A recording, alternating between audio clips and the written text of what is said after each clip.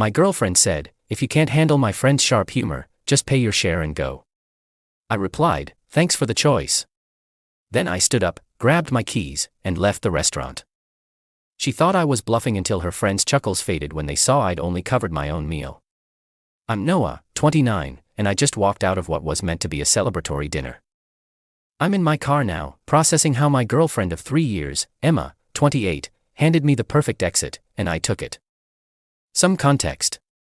Emma and I met at a friend's apartment warming party. She was witty, driven, a marketing specialist. We hit it off, moved in together after 18 months. Things were mostly solid, except for one issue, her friend group.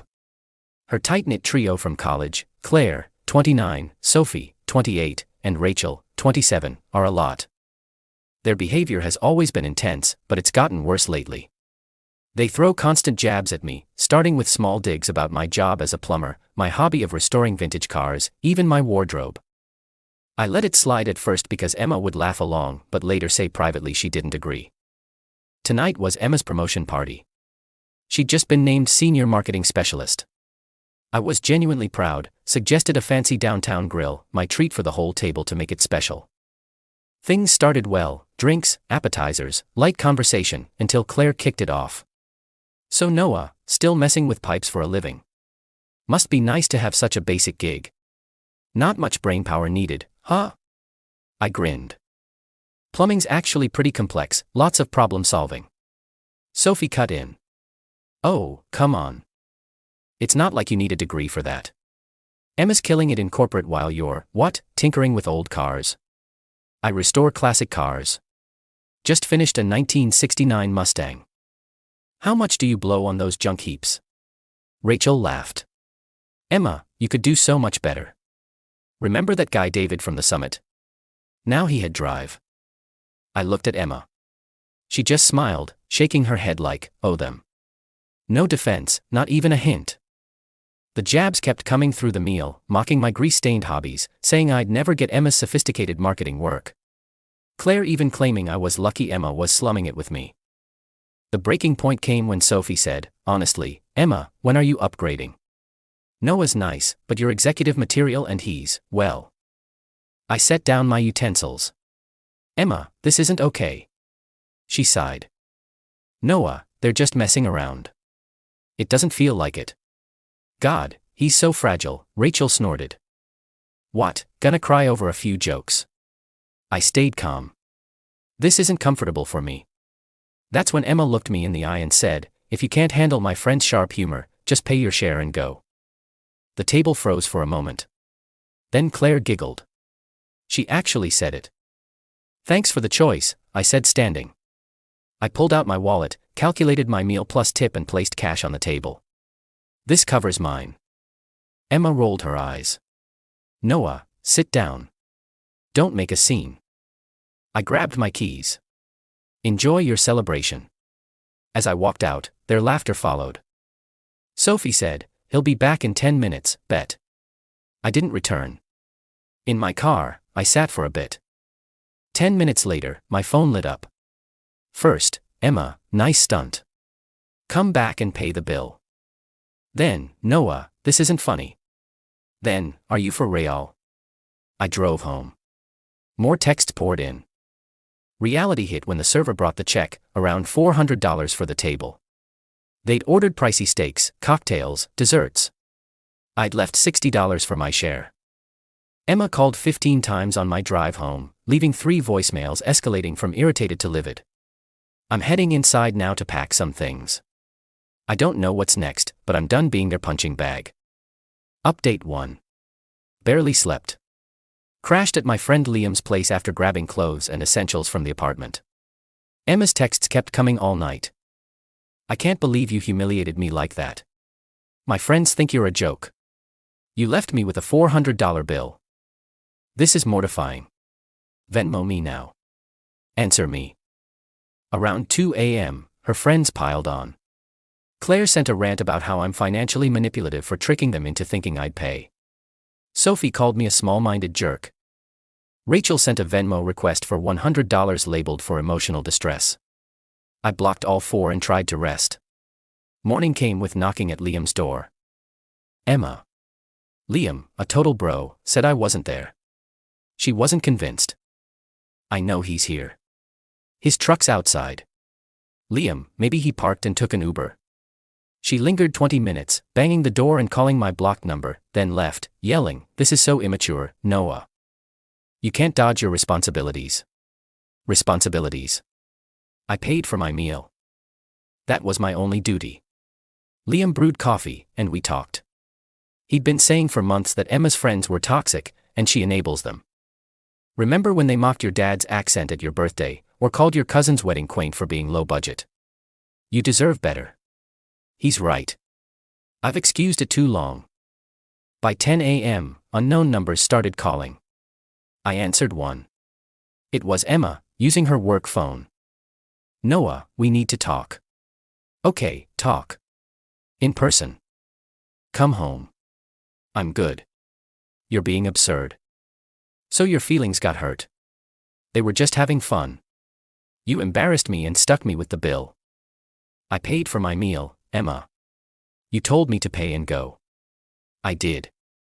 "I didn't think you'd actually leave." "Who does that?" "Someone tired of disrespect."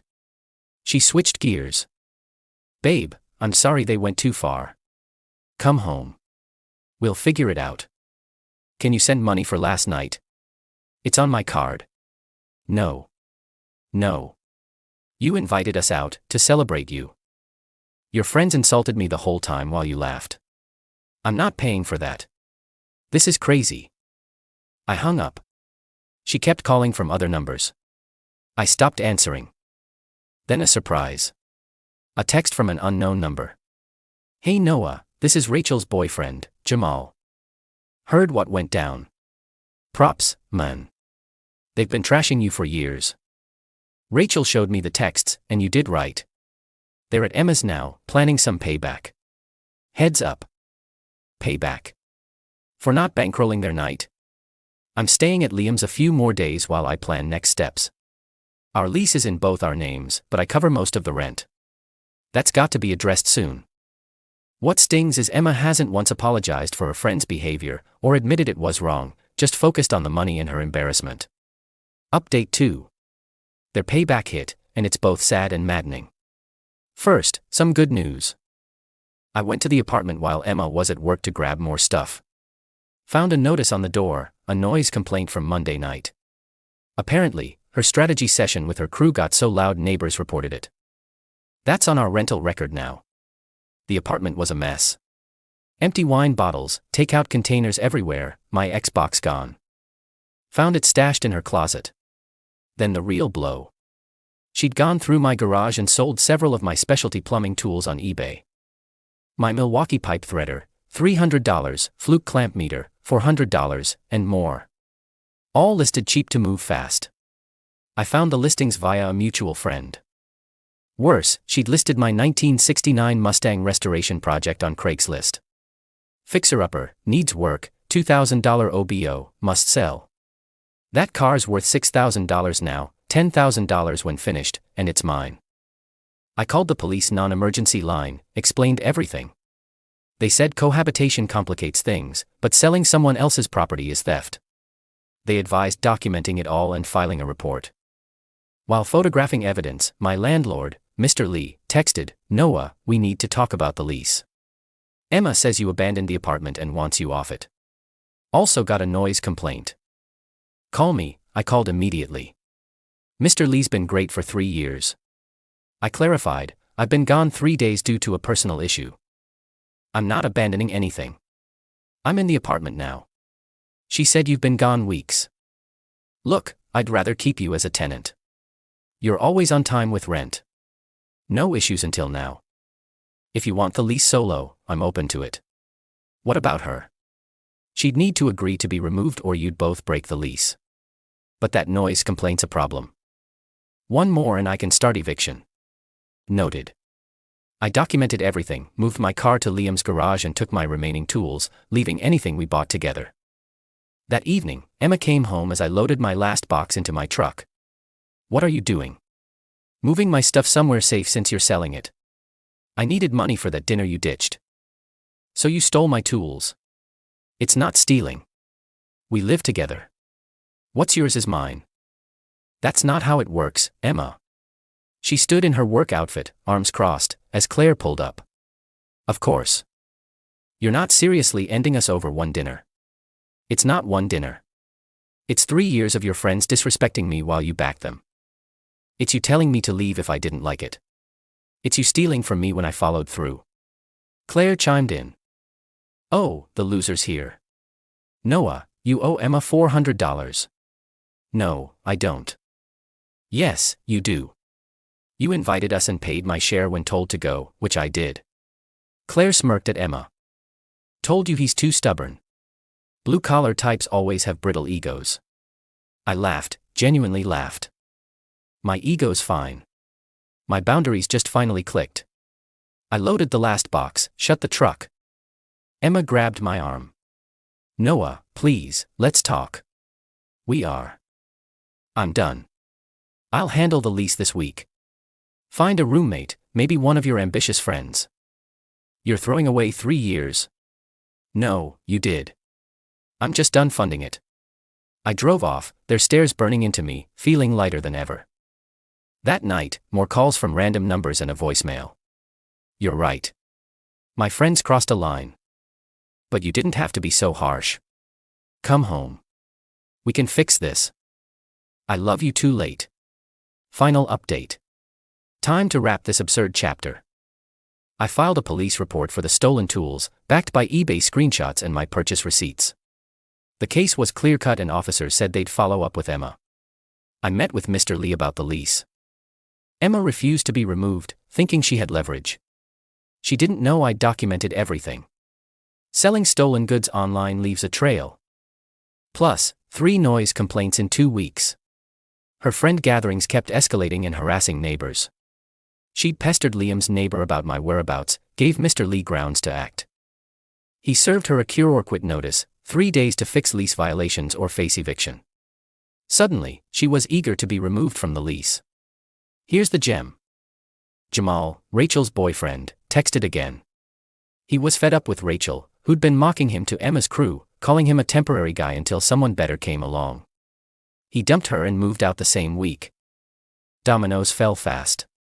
Without Jamal's rent, Rachel couldn't afford her place and tried crashing with Emma. But the lease notice blocked unauthorized guests. Sophie's boyfriend saw her texts demanding money from me, realized her entitlement, and they're now on a break. Claire, the instigator, got fired. Not from this drama, but for wasting work hours bad-mouthing colleagues online. HR had enough. Jobless. She couldn't sustain her lifestyle. I snagged a 1-bedroom apartment near work. Cheaper rent, too. I'm deep into my car restoration, aiming for spring completion, and picked up lucrative side plumbing gigs. Yesterday, Emma texted. She's moving to her parents. Her friend group imploded. Rachel blamed Emma for dating beneath her. Sophie called Claire a toxic influence. Claire said they were all ungrateful. Her message. I see how toxic they were. I should have defended you. I'm sorry. Any chance we can try again? I didn't reply. Nothing to say. Liam helped me move last weekend saying, "Man, you didn't dodge a bullet. You escaped a whole ambush." He's spot on. I ran into Jamal at a dive bar last week. We shared a beer, swapped ex stories. Both working-class guys dating women who thought they were settling. We're hitting a car show this weekend. The best revenge isn't some grand scheme. It's refusing to be anyone's doormat or ATM. They wanted me to pay. They're paying now, just not how they planned. My dad called yesterday, said I sound happier than I have in years. He's right. It's amazing how free you feel when you stop carrying people who don't respect you.